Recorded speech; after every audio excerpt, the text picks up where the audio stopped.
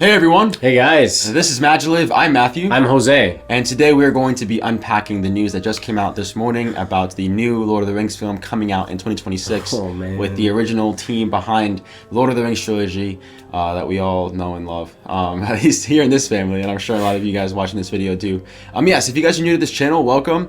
Those of you that have been around at MaJeliv, you can kind of tell us something new that we're doing. We're very excited to be starting this idea of like just jumping into some breaking news coming out, especially movies and projects that we're passionate about. So yes, we're very excited to jump on into this article. You found it first this morning, right? Yes, correct. Right, and what was your like immediate reaction to I thought I was dreaming because it happened as I was doing my morning routine, kind of wake up routine, workout, whatever you want to call it. And so as I was finishing that, I was checking just to see what breaking news had come in, as I normally do, and I couldn't believe it. Peter Jackson's working on new Lord of the Rings films for Warner Brothers was right there at the the very top of the Hollywood Reporter email, and I literally just gasped out loud. There was a like, wait, what? Yeah. Hold on. And I immediately opened and I started reading.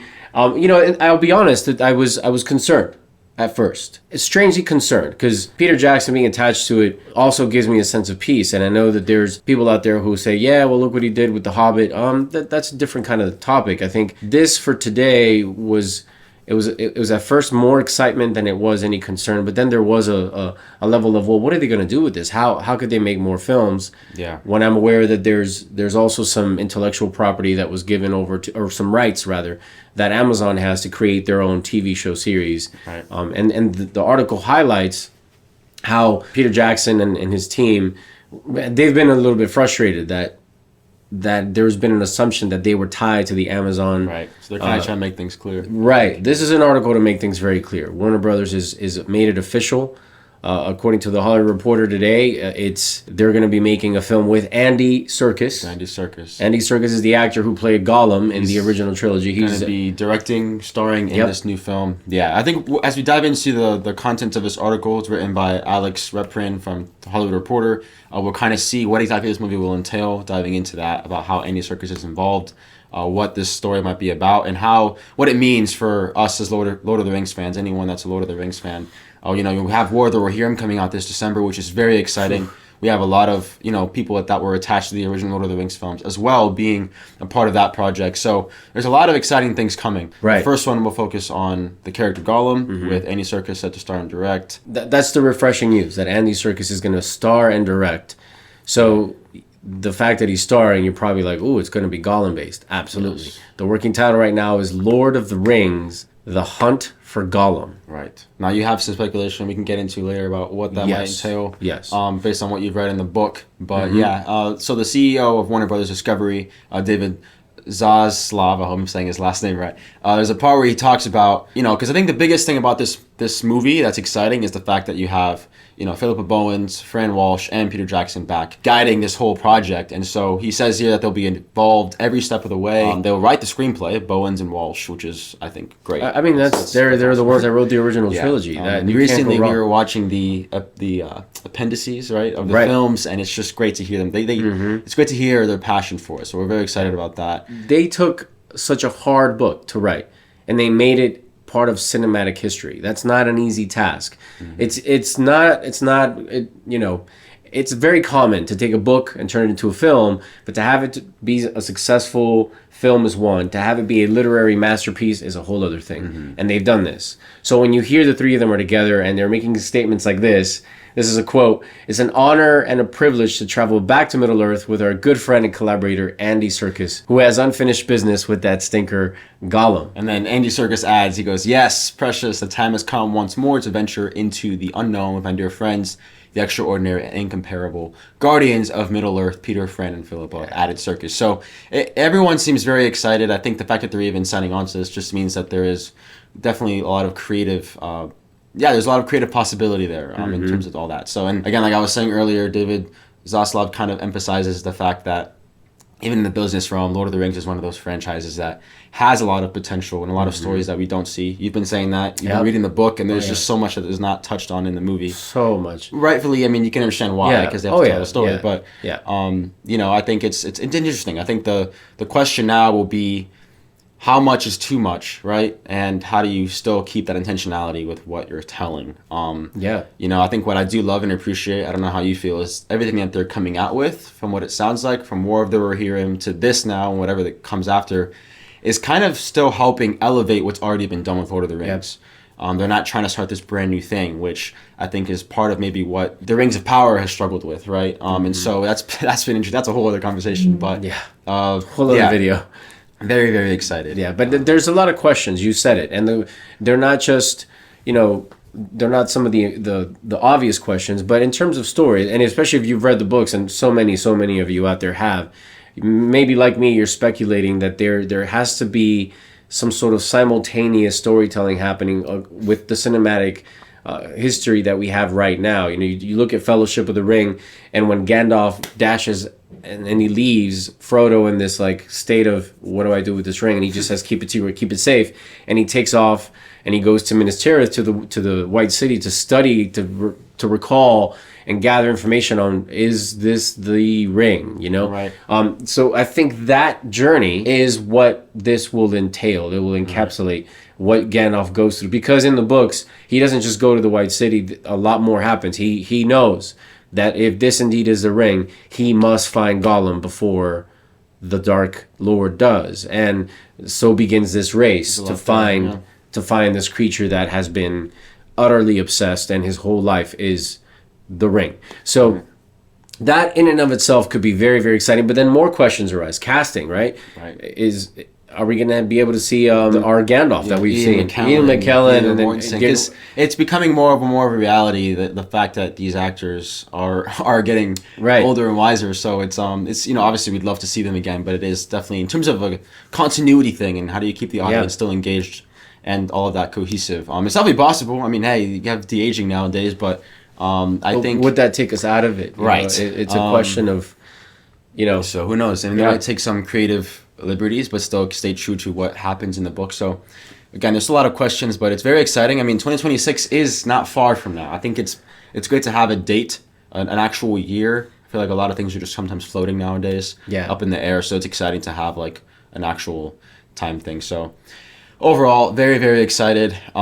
It kind of calms down any concerns that fans will have, I think. The fact that these three are involved, for sure. And it's actually... I was just going to say... especially if they have a little bit more time to really flush things out. I know that was one thing about, I think, that made the Hobbit movies not as received, or maybe was a stressful experience. The people that worked on it was the fact that they didn't have as much time as they did for the Lord of the Rings films. So, right. I think there's intentionality. There's a lot to be excited about. Yeah, it's very, very, very exciting. I cannot wait to hear your comments on how you feel, you know, but the reality is the original team is coming back, and the fact that they made an official statement tells me that things are already on their way. You know, you have the likes of Andy Serkis attached, and you're making that public. But, you know, 2 years, a little bit under 2 years now, if you think about it, before, if they're releasing it, they're trying to release the film. I mean, we're talking about, that means they're probably going to start filming by early next year, if I'm guessing. So this whole period is going to be pre-production, obviously writing, and they're going to be writing all this, and then casting, but bringing the cast together, bringing the community of New Zealand back to film again. I mean, that's going to create jobs and all this great, you know, great scenario for the people in New Zealand. And the other thing you can think about is the kind of story that being told. You know, I think we've seen very epic scale, also very intimate with the old Lord of the Rings films and the Hobbit films, but Gollum's stuff has always been so much more isolated and grounded. So how's the movie going to be? Is the cast probably going to be a little smaller? Like, there's certain elements about it that are very fascinating. I also wonder if this kind of came up when the conversations of them making a series were coming up about, you know, how they kind of announced that, you know, about a year ago now, of them trying to do a series, Warner Brothers Discovery. So and you know, I said earlier that the frustration was real. That Jackson and his team were like, we're not part of the Amazon situation. Which, you know, you read all these different articles and you wonder what's true, what's not. But this is a statement. It says here, Jackson and his co-writers were said to be frustrated. So it's an indication that maybe they were. But apparently many people thought they were. I was one of them. I thought, and I was hoping, like, well, if Peter Jackson and the team are involved with those Amazon shows, and maybe it could be a good thing. But they're not. They are clearly not involved with those. They're doing their own thing.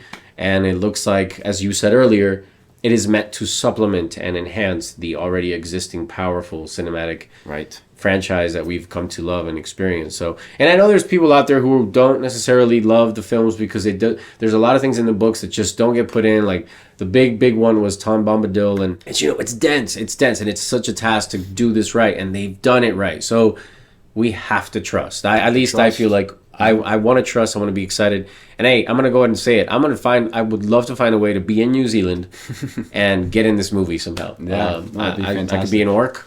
I mean, make me an great. orc. That's fine. Put makeup on me. It's definitely quite the experience being able to go to the theater and experience Middle Earth. So we're very excited. Again, 2026 targeting debut. That's what they're hoping for. So hopefully it stays that way. And again, we have War of the Rohirrim coming out in December. And we thought we'd take a quick note to mention, obviously, the passing of Bernard Hill. We are very sad to hear his passing. He has had a profound impact on our lives as human beings, obviously experiencing his work on the screen, but as well as just as artists. It's inspiring. His artistry has gifted us with some incredible core memories in this life, and just experiencing in the theaters. It's the whole magic of Tolkien's writing is this power of adaptability. And what Bernard Hill did with King Theoden, he made him such an adaptable, relatable character. You know, you find yourself in him, and that's how I felt in so many different times that I've seen these movies, and to have him pass, and I really do pray he's resting in peace and in power with the Almighty, because he's done the work, and he's gifted so many of us with glimpses of what greatness really means and what honor really means, and just he truly, and I saw this in an article, and I agree, he was such of the emotional center for these films, and what a gift. In fact, I was joking with them as we were setting up. It's not really a joke, because this is really how I felt. I was getting emotional.